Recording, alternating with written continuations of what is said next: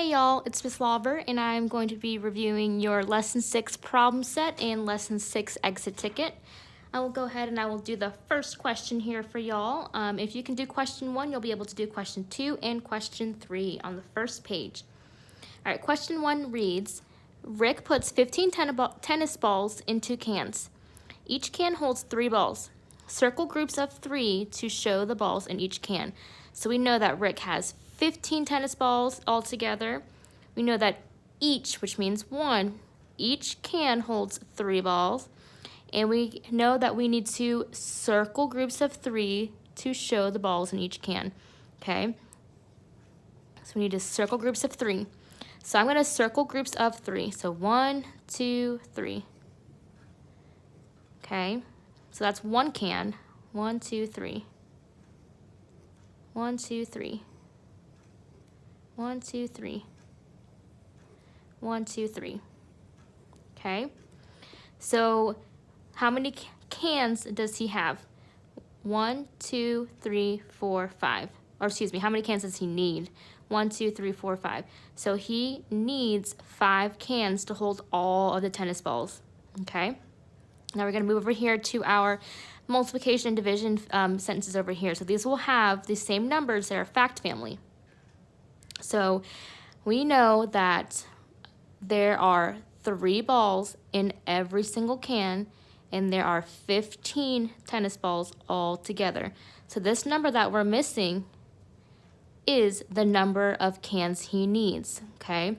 So how many cans does he need? 1, 2, 3, 4, 5.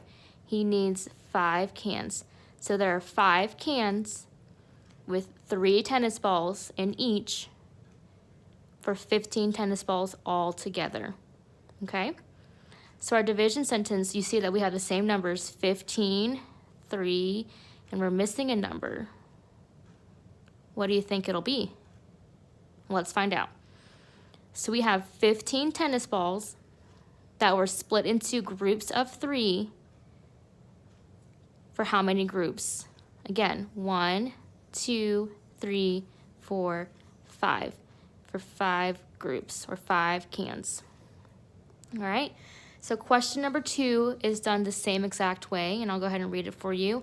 This time you'll have to make your own picture though. So Rick uses 15 tennis balls to make 5 equal groups. So 15 tennis balls into 5 equal groups. So you will have to draw to show how many tennis balls are in each group. So you're going to draw the 15 tennis balls out, then you'll make your groups, and then you'll be able to answer these questions. How many balls are in each group? And then you'll be able to figure out the missing part for the multiplication and division sentence here. Okay? In this case, it's going to be the missing number for both of them. It's going to be how many are in each group. In question number 3, you have 2 different parts, A and B. You will have to use an array to model problem 1. So you're going to make your own array, probably squeeze it down here, that goes back to this question right here.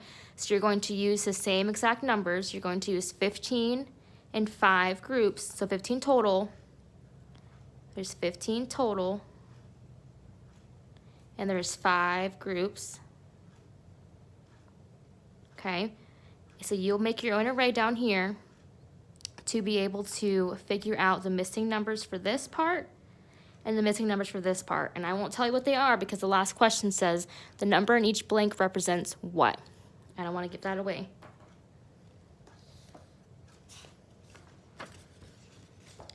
On the back side, we have 3 more questions. And I'll do question number 4 because questions 5 and 6 will be done the same exact way. So question number 4 says, Dina makes 21 jars of tomato sauce.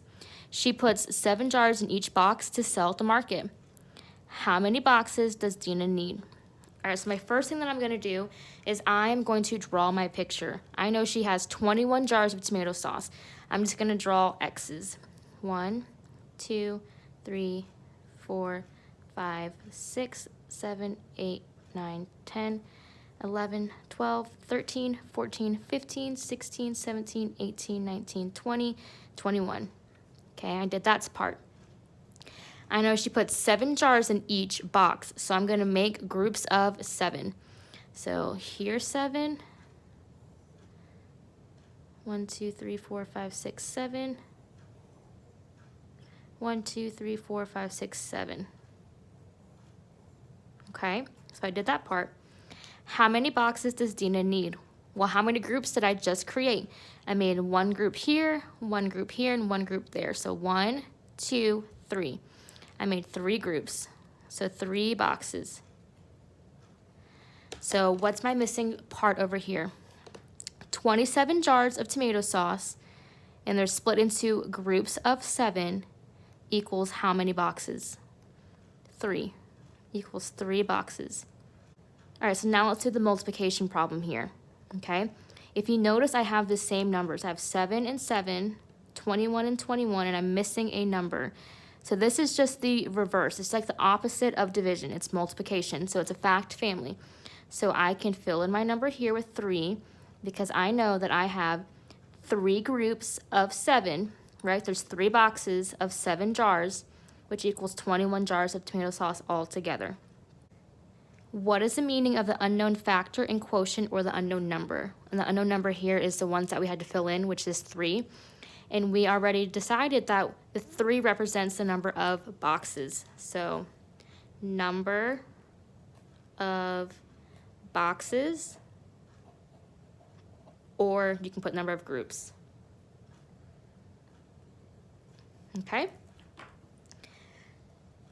Question number 5 says, the teacher gives the equation 4 times blank equals 12, and Charlie finds the answer by writing and solving 12 divided by 4 equals blank. Explain why Charlie's method works. So explain is a big thing here.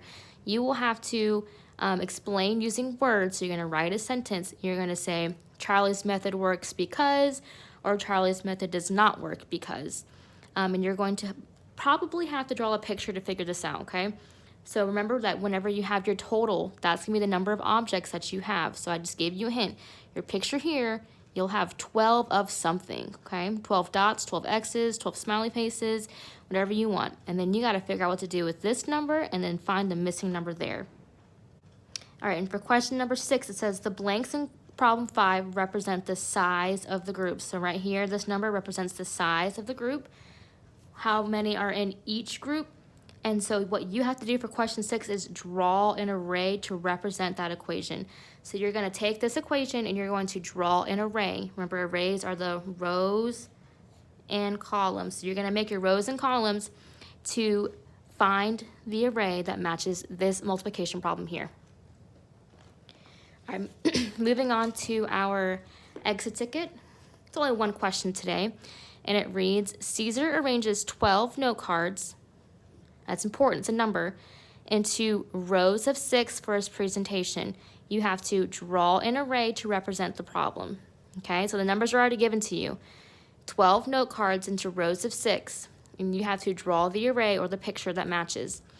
Once you draw your picture, you're going to fill in the missing number here for the division and multiplication sentence and tell us what that number represents. Does it represent the total? Does it represent the number of groups or the size of the groups? All right, y'all, this was a review of Lesson 6 problem set and exit ticket, and I will see y'all in the next one. Bye.